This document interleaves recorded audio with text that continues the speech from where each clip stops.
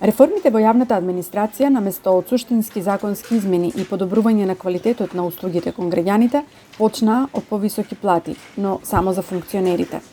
Тоа пак дополнително ја разви дебатата за зголемување на платите во јавниот сектор.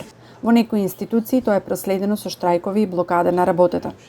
Токму овие барања наспроти долгогодишното инсистирање на бизнис секторот за реформа на јавната администрација во насока на нејзино намалување и зголемување на ефикасноста, беше повод да поразговараме со Неда Малеска-Сачмаровска, извршна директорка на Центарот за управување со промени, која долго време ги следи состојбите во јавната администрација. Првен, кога се воведе минималната плата на 20.000 денари, морам да речам, иако сметам дека таа политика е оправдана, сепак таа направи толку многу притисок на платите во јавниот сектор, бидејќи одеднаш се создаде ситуација во која што вработена помошно-техничка позиција, например хигиеничар, се приближи многу до оние вработени во јавниот сектор или во јавната администрација, кои што имаат високо образование. Така да разликата во платите се однесуваше само на некои скромни 3.000 денари и тоа создаде едно големо незадоволство внатре во администрацијата. Таа спирала продолжува и со притисокот на цените, инфлацијата која што најде како резултат на економските кризи, изголемување на потрошувачката кошничка, така да одеднаш притисокот се зголемува и од страна на сите други институции. Се создаде една практика која што според мене не е соодветна, а тоа е засебно подпишување на колективните договори. Например, почна со колективниот договор во Министерство за култура, каде што се зголемија платите значително на оние давателите на услуги, ние како што ги викаме или според законот за вработени во јавен сектор, а тоа се, например, ако ги земам библиотекарите или кустосите во музеите, каде што платите толку драматично се зголемија, што платата на директорите и на административните службеници остана под платата на оние кои што се велам даватели на услуги. Па така имате Демиркапија, например, или Кратово, каде што имате библиотеки, библиотекарот зима поголема плата од директорот на таа јавна установа. И ова го поттикнува незадоволството внатре. Таа објаснува дека ваквиот нерегулиран амбиент во кој секоја институција си креира своји решенија преку колективни договори води кон нелогични ситуации кои дополнително го зголемуваат незадоволството. Например, вработените во општина Лозово имаат поголеми плати од вработените на иста позиција во една од поголемите општини во земјава, општина Аеродром. Малеска е децидна дека притисокот од јавната администрација очекувано ќе расте.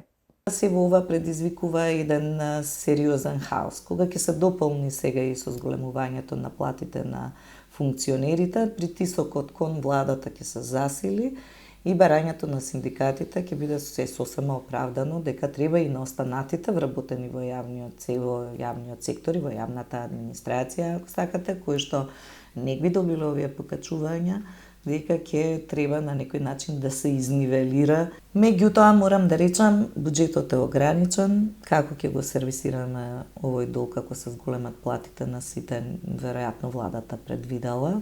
И додека синдикатите и владата интензивно преговараат околу методологијата за пресметка на идните корекции на платите, логично се поставува прашањето за продуктивноста на администрацијата.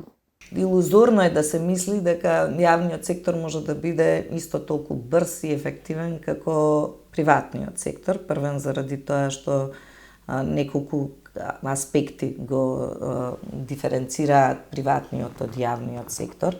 Првен се бара поголема транспарентност и отчетност од страна на институцијата, поголема контрола врз трошењето на јавните средства, што оневозможува дискреција при носење на одлуки, за разлика од приватниот сектор, каде што менаџерите имаат поголема моќ да одлучат и побрзо тоа да го направат.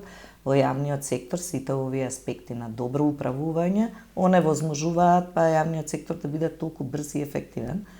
Меѓутоа, главното прашање апсолутно е како да го направиме попродуктивен и повеќе насочен кон резултати. Тоа е легитимно прашање. Во сегашниот систем, според мене, иако ние во посебните закони имаме регулирано прилично многу материја која што се однесува како се следи работата на институциите, во пракса не ја следиме.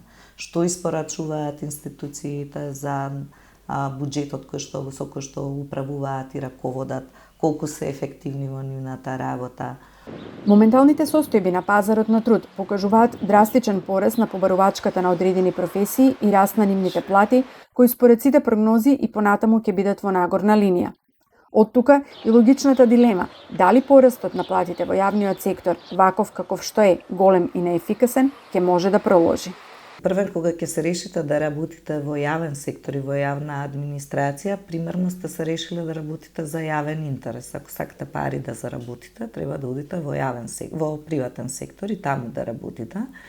Така да преелиминарно треба да се има во тоа во предвид. Второ, треба да се има предвид дека постои ограничување на буџетот. Меѓутоа, во сегашните околности, пак притисокот на ова зголемување на платите во јавниот сектор врши притисок врз нас, приватниот сектор и врз граѓанскиот сектор, бидејќи сега и ние треба да ги изнивелираме платите во јавниот сектор, бидејќи ќе останеме без работници.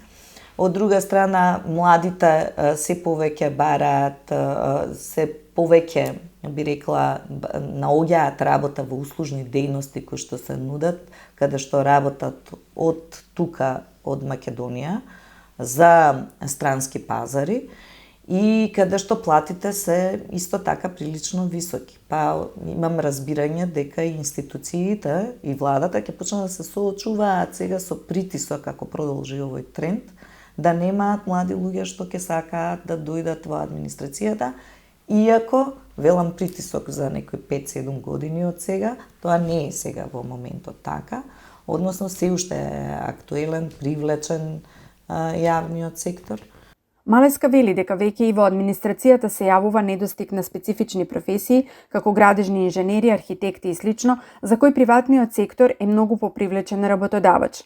Таа е децидна дека со новиот закон за плати и подплатни системи која е во процедура, државата ќе мора да изгради еден систем кој ќе ги одрази спецификите и проблемите на јавниот сектор.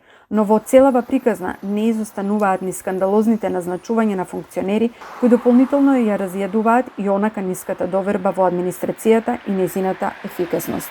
Во годините наназад изградивме цел систем за јавна служба, изградивме силни критериуми за вработување во јавна служба, бараме компетенции од страна на вработените, бараме перформанси од страна на вработените, но сето ова не го бараме одговорност од вработените, но сето ова не го правиме за највисоките раководни структури, односно за оние кои што ги предводат институциите.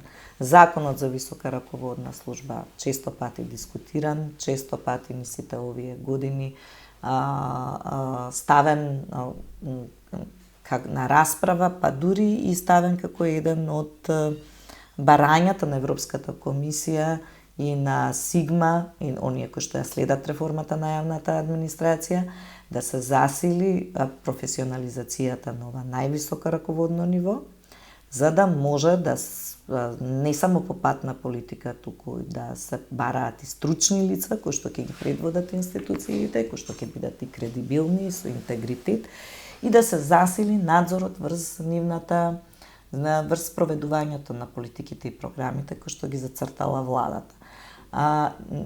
Кога ќе дојдат луѓе исклучиво по пат на политика, и доколку тие луѓе не се доволно квалитетни, не велам дека нема квалитетни кадри, но ако не се доволно квалитетни, се деморализира и самата јавна администрација. Законот за висока раководна служба дефинитивно нема да ги реши проблемите, но Малеска очекува дека постапката ќе биде потранспарентна и ќе се зголема шансите да се избере квалитетен раководен кадар. Најновата стратегија за реформа на јавната администрација за следниот 7-годишен период според незе во голема мерка ги повторува стратешките приоритети на претходната стратегија, ги следи препораките на Европската унија, но е недоволно амбициозна. Мене ми недостасуваат иновативни стратешки определби. Она што би сакала повеќе да видиме како овие стратегии, овие документи на владата говорат за подобрување на квалитетот на администрацијата во однос кон граѓаните, а не само подобрување преку донесување на закони на она што на условите на внатре на административните службеници и на вработениот во јавниот сектор. Не можам, она што не можам да видам е како го замислуваме ние како држава успехот за една реформа на јавна администрација. Која е визијата, каква администрација сакаме да видиме, како во време на анегдота, ако споредам, како во време на суперсонични млазни авиони ќе направиме оваа наша голема прилично крута јавна администрација, поагилна, помобилна, одговорна за во односите кон граѓаните. Според најновиот извештај на Министерството за информатичко општество и јавна администрација, во јавниот сектор во земјава минатата година имало безмалку 130.000 вработени, за чии плати во буџетот се издвоени 567 милиони евра или 10,7% од целиот буџет на државата. Добар ден, министре, благодарам што сте дел од нашата емисија. Интервјуто го правиме во очи на вашиот јубилеј, би рекла, 100 дена од како ја преземавте оваа функција. Вие не сте случаен човек во овој ресор. Една мала ретроспектива за овие 100 дена. Кои беа клучните предизвици и клучните проблеми кои што ги затекнавте и на кои што работевте во Министерството? Добре дојдовте во Министерство за информатичко општество и администрација. Знаете, Министерството има 3 главни столба во кои што ценам дека се многу битни за економија, транспарентност, креирање на политики во државата. Тие се дигитализација, јавен сектор и медиуми. Според првиот столб, значи во дигитална трансформација, каде што е процес не само кај нас, во цел свет, ценам дека ќе се подобрат и процесите, но и креирањето на политиките. Знаете, креирање на политики врз основа на податоци е многу пореално отколку да седнете во една канцеларија и да креирате закони и политики. Така да од оваа гледна точка ценам дека дигиталната трансформација е многу битна, затоа еден од клучните активности во кои што ги имаме во Министерството е да правиме све што е во наша моќ, да смениме закони и да дигитализираме процеси, се со цел да имаме таков амбиент на подобро креирање на политики, но и подигнување на транспарентноста. Вториот столб е јавна администрација. Знаете, според трендовите во јавната администрација вие мора да имате оптимални процеси и процесите да бидат ако може во реално време. Кај нас се соочуваме со јавна администрација која што навистина е предизвик да се работи и од аспект на оптимизација на органите на јавна администрација, но исто така и од аспект на функционалност. Така да тука имаме неколку закони во кои што ние интензивно работиме и 3 од нив и мора да ги донесеме до крајот на годината, се со цел да бидеме во линија и врз основа на потребите и правилата во кои што ги има Европската Унија. Ние во тој скрининг процес ќе треба да ги имаме изгласани тие 3 закони во кои што се поврзани со јавната администрација. Додека третиот столб се медиумите, знаете, без медиуми вие немате амбиент во кој што имате отчетност, транспарентност и така натаму. Тука имаме 2 закони во кои што ни се многу битни. Едниот од нив, првата фаза, ние веќе во собрание. Зошто го одвоивме? Тоа е законот за АВМУ. Го одвоивме заради креативна Европа. Нели знаете, имавме ние датум каде што рекла до 31 мај. Влеговме во фотофиниш. Баш. И до 31 мај ние мораше да имаме изгласан закон. За среќа успеавме тој закон да ни биде побрза постапка во собрание. Моментално и баравме од Европската Унија да не бидеме отстранети од креативна Европа и да не дозволат плюс 1 месец, се со цел да биде изгласан законот. Јас сум многу среќен дека тој дел од законот е веќе во собрание. Моментално и го имаме вториот дел од истиот закон, зашто беше одвоен. За жал морам да кажам дека медиумскиот простор во Македонија не е толку многу е дисперзиран, различни интереси, така да вториот дел од законот беше, ајде да кажеме, посензитивен од првиот дел, затоа исто така се работи со експертски тим и во согласност со ЕУ директивите. Ценам дека и тој дел од вториот закон ќе ќе биде во парламент, но многу битно за мене и за Министерството исто така е законот за медиуми, каде што таму ќе се креира простор и ќе се регулираат исто така и другите активни, да кажеме, чинители во медиумскиот простор, како што се порталите, не знам, мултимедијалните материјали, компарација помеѓу што значи традиционални медиуми и тие што се онлайн. Така да во тој дел ценам дека треба да вложиме многу труд, работиме со сите стекхолдери, еве најверојатно и вие ќе бидете дел од таа јавна дебата во која што многу наскоро ќе имаме за вториот дел од закон. Така, сето се ова комплексни прашања кои што навистина бараат една соопфатна дебата, вклученост на сите општествени чинители, но да се фокусираме на администрацијата, мислам дека граѓаните најмногу ги интересира од аспект на услугите што ги добиваат, квалитетот на услугите, брзината и така натаму. Рековте дека е, како рековте, предизвик да се работи со македонската администрација. Последниот извештај на Заводот за ревизија нотира неколку клучни слабости и тоа се исто така големи прашања на кои што треба да се осврнеме. Например, за мене беше шокантен податокот дека Советот за јавна администрација како највисоко тело во последната година и пол воопшто немал ни една средба, откако е формиран само 7 пати се состанал. Како го толкувате овој податок? Знаете, пак, еве ќе почнам од истата реченица. Значи, навистина е предизвик од неколку аспекти. Значи, прво, јас никогаш не сум верувал со добра инфраструктура ќе менувате процеси. Значи, процесите се менуваат ако целиот екосистем се подобрува. Тоа значи и инфраструктура, подразбирам физичка инфраструктура, човечки капацитети, добри политики.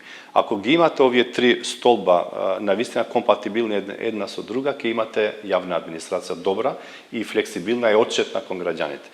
Ние за жал имаме инфраструктура во јавната администрација каде што не се компатибилни една со друга.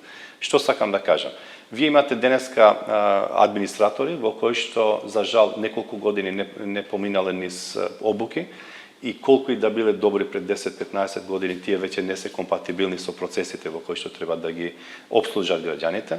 Вие имате органи на јавната администрација каде што за жал немат јасен и прецизни функционалности и работа во која што тие треба да ја извршуваат. И од другата страна имате институции како што се министерствата, во кои што и друг предизвик имаат, немаат човечки ресурси. Значи, на крај на ден вие знаете дека сите збориме дека јавната администрација е 123.000 и нешто, и како бројка е навистина голема врз основа на каква држава, значи инфраструктурата и големината, во споредба со ЕУ државите, но од другата страна, ако вие ги прашувате, вклучувајќи ја и МИОА, како министерство, например, ние имаме сектори тука во кои што имат еден вработен или немат ни еден. Фактички, или имаме информатичари во кои што моментално ни требаат уште 15 други. Ова е многу суштинско, затоа што оваа дискрепанца помеѓу вработениот кадар и квалитетот на она што се работи практично го отсликува и целиот проблем. 52% од директорите се веда директори избрани без конкурс. Тука се отвора прашањето заедно со вашиот одговор, исто така се наметна за партизацијата. Значи колку се вработува кадар кој што или не е потребен или ги нема потребните квалификации. Така е. Значи, за жал, од таа бројка што ја спомнав, 60% се на локално ниво вработени, 40% на централно ниво. Но за жал, тоа што кажав, немаме јасни критериуми на вработување во јавниот сектор. Ние работиме тука, имаме и закон за висока раководна служба, каде што ние како закон е готов. Зошто се одлага постојано неговото донесување? Јас мислам дека многу брзо тој закон ќе треба да биде усвоен во собранието, бидејќи навистина е многу битен. Има ли политичка волја од партиите? Значи тоа и се бара од ЕУ. Значи ако ние претендираме и имаме пресконференции како политички партии во кои што и знамето на ЕУ е позади нас и цело време секој втор збор ние ЕУ стандарди, ЕУ директиви и така натаму, ценам дека еве време сите политички партии да кажат дека да, ние сме за ЕУ и ние ќе гласаме закон во кој што за висока раководна служба ќе има процес, ќе има начин како се пријавува и како се се одбира еден директор Ке на се едно согласите дека има предпријатие. разлика меѓу наративот за ЕУ и како дома се владее, дали е тоа доволно европски? Ние ќе мораме тој мајндсет да го смениме, значи затоа реков во почеток, во јавна администрација не е само инфраструктура или човечки ресурси, туку треба и начинот како ние доаѓаме на работа, како работиме, кои се предизвиците и како ние се соочуваме со нив и крајната цел е кои ни се резултатите како јавна администрација. Да не го заобиколиме како се вели слонот во собата, клучното прашање е сепак политичката воља и начинот на кој што партиите, кои што ја сочинуваат владата, го сочинуваат парламентот, се поставени кон јавната администрација. Како да се реформира јавната администрација ако самите партии внатрешно не се демократизираат и не се ослободат од клиентелизмот како една голема болка? Вака, јас реков дека мене ми е чест што сум министер во Министерство за информатичко општество и администрација заради две работи. Прво, видите, цел живот ми е со дигитална трансформација и сега ми е можноста и плюс креирање на политики за тоа, но вториот дел, видите, јас цврсто верувам дека со овие три столба во кои што ги имаме тука кај нас, ќе се подобри тој екосистем во државата. Како? Преку дигиталната трансформација, вие како новинари ќе може транспарентно и во реално време да ги следите бројките. Например, сега ги знаете јасно колку се вработени во јавната администрација.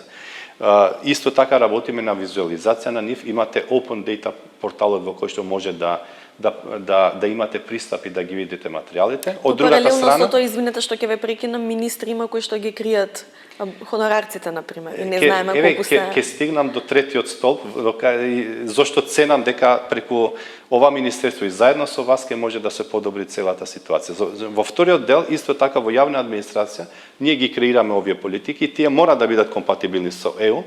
Тоа значи мора да намалиме број на институции, мора да ги споиме една со друга ако има потреба. На крај мора да знаеме јасен профил на институција, зошто е креирана и кои се резултатите на крај на ден во кој што таа треба да ги има. И третиот столб во кој што најбитни сте вие, новинарите или медиумите, вие треба најверојатно преку првиот и вториот столб, преку податоци и институциите да барате од сите институции податоци во кои што се од јавен карактер. Некои од нив ги имате, другите ќе ги барат. Значи преку тој притисок од цел екосистем ние ќе се подобриме како општество. И тоа не е само кај нас, сите општества во западниот свет се така подобрени, не се природно подобрени, туку се од тој екосистем. Значи додека вие правите притисок во една институција во друга, во овој случај медиумите кон јавната администрација, кон политиките креирани од државата, ние исто така кон барањето кон вас, бидејќи вие мора да се согласите дека и медиумите и тој медиумски простор не е на ниво во кој што е во западните земји. Така да тој цел екосистем не остави кај што сме. Ако ние се подигнеме и се помагаме еден со друг, ценам дека многу брзо ние како институции, како држава може да бидеме подобри и на крај да се фалиме со тоа што го имаме и со тоа што го правиме. Така, некои конкретни чекори кои што се преземени во овие последни 3 месеци, да речам, конкретни проекти на кои што работите, можете да ги споделите? Да, имаме конкретни, ќе одам од првиот столб, значи за да имате јасна дигитална трансформација, вие мора да имате јасна слика. Мора да почнете од почеток. Јасна слика што значи за дигитална трансформација? Да имате увид на ниво на државата за инфраструктура во информатичко општество, да имате јасна слика со кој капацитет на човечки ресурси вие располагате и третиот момент е со кој капацитет на софтверски решенија вие располагате. Че првиот момент во кој што јас барав од министерството и од вработените да ми дадат јасна слика. Видов дека тоа го нема, значи и тоа е за жал. Ние со години збориме за различни активности поврзани со дигитализација, немаме јасна слика што се случува. Во моментот скенираме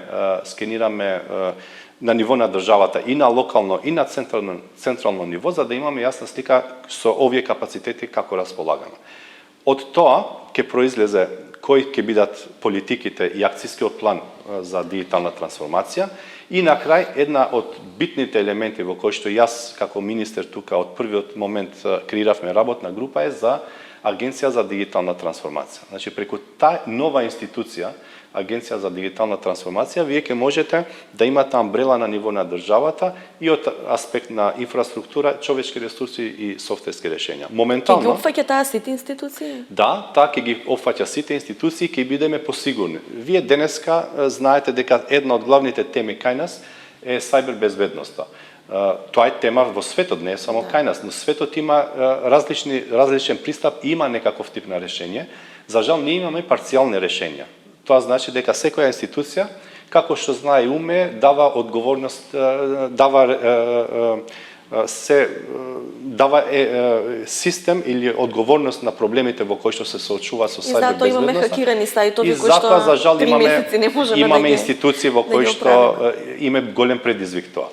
Кога ќе имаме таква институција на централно ниво, вие првиот филтер ќе ви биде, после кога веќе имате втор филтер на локално ниво, вие многу полесно, бидејќи процесите веќе ви се филтрирани горе.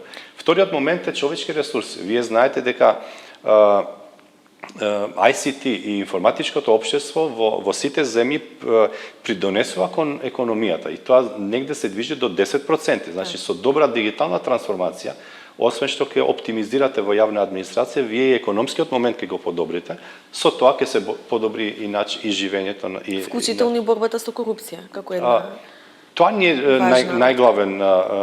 најглавен предизвик во јавна администрација и затоа ние до крајот на годината се заложивме како министерство да имаме нови 150 електронски сервиси, значи услуги во кои што ги имаат граѓаните сега по традиционален пат, ќе може да дојдат до тие услуги од компјутерот дома без да има човечки фактор во средина. Една од тие услуги во кои што вчера ние ја промовиравме е услугата извод на родени.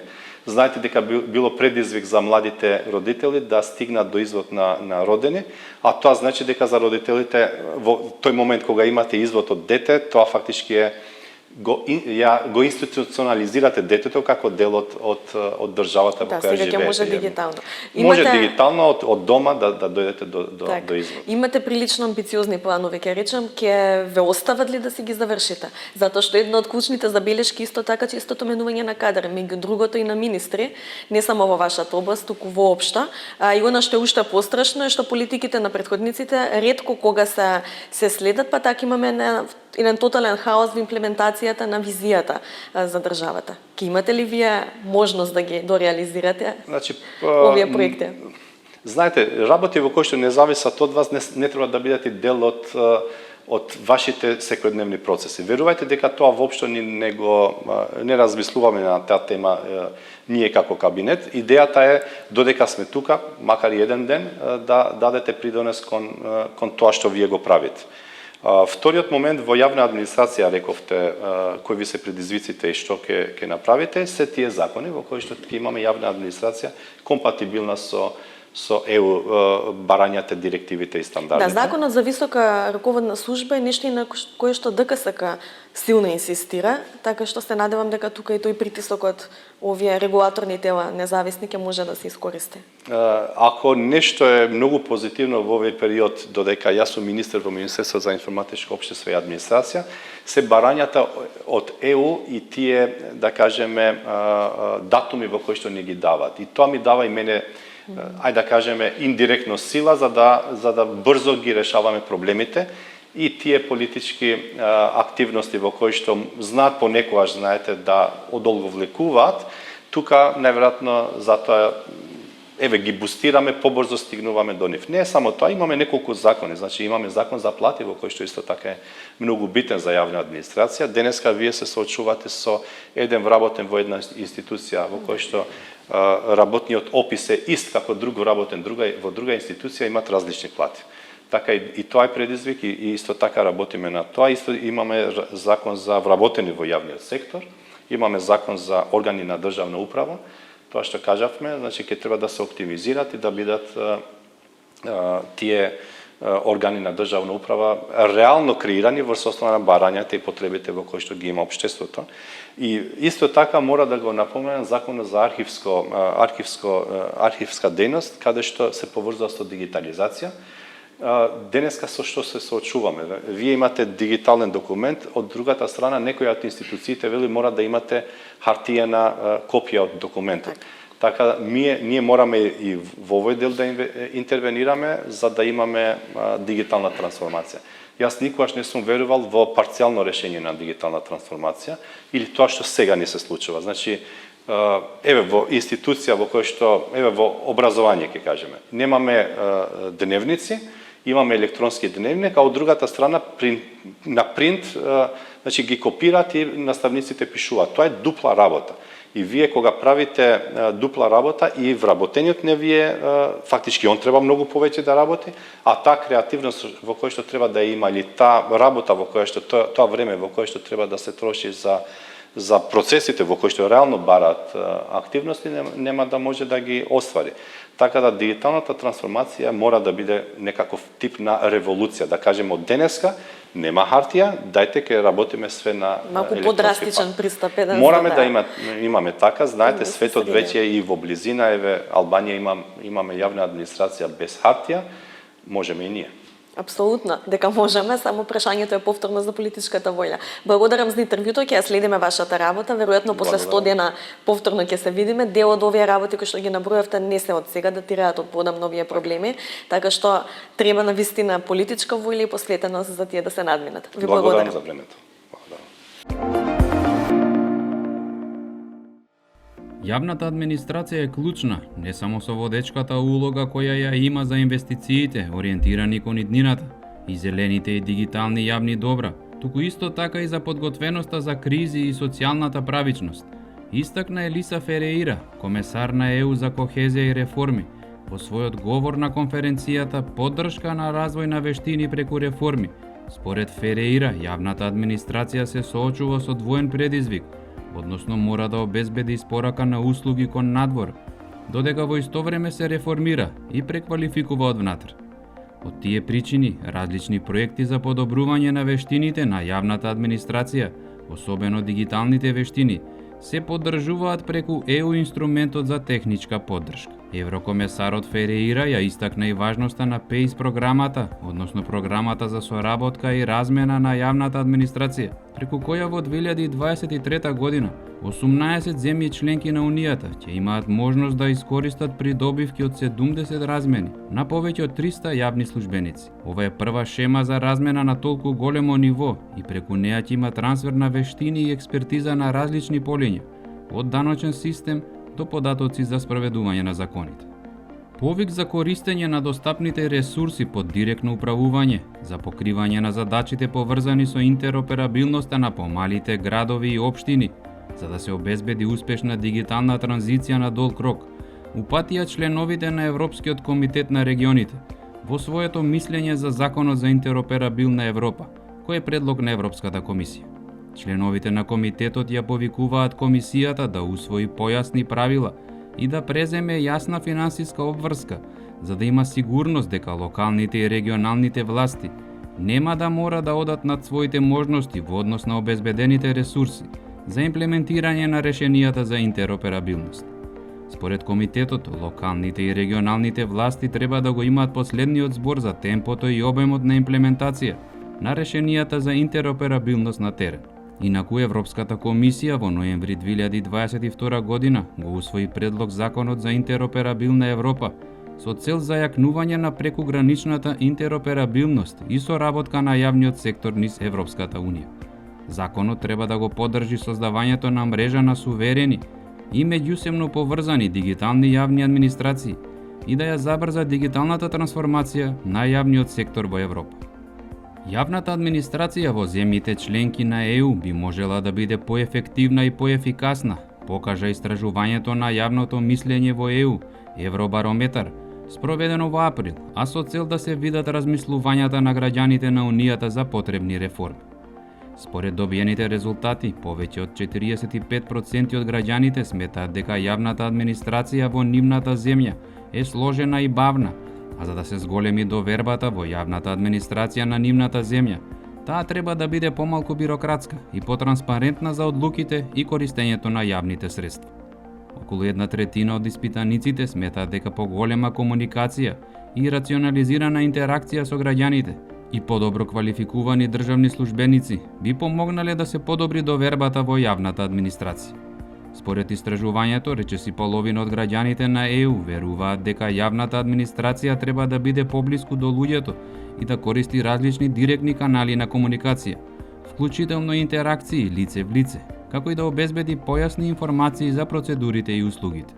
Граѓаните на ЕУ, односно скоро третина од испитаниците, исто така бараат повеќе дигитални услуги и лесни за користење електронски владини услуги. Ефикасна јавна администрација, која на граѓаните им нуди услуги навремено и брзо, не може да се постигне без автоматизација и дигитализација на работните процеси. Поради тоа, Министерството за јавни расходи и реформи на Ирска реализира проект преку кој ги анализираше сите можности за автоматизација на работните процеси, што подразбира употреба на роботски софтвер за извршување на рутински, стабилни и компјутерски базирани задачи, кои вообичаено се спроведуваат од страна на државните службеници. Роботската автоматизација на процесите е технологија за автоматизирање на повторувачки работни процеси со користење на компјутерски програми и роботи кои симулираат човечка работа, односно самостојно извршуваат задачи кои дотогаш ги извршувале луѓе со повеќекратно кликнување или преглед на компјутерски екран за да се дојде до посакуваната цел. Користа од роботската автоматизација на процесите, Министерството за јавни расходи и реформи на Ирска ја согледа преку својот сектор за човечки ресурси. Па така, доколку некој сакал да поднесе документи за вработување, потребно било да се пополни електронски документ, од кој податоците подоцна службеник ги префрлал во табела во друг тип електронски документ. За да се пренесат податоците на еден службеник му биле потребни од 4 до 5 минути по апликација. Со иновативното решение за спроведување на работните процеси било потребно помалку од 10 секунди. Поради автоматизацијата, службениците кои се сега слободни може да помогнат околу други рутински процеси кои бараат вклучување на човек.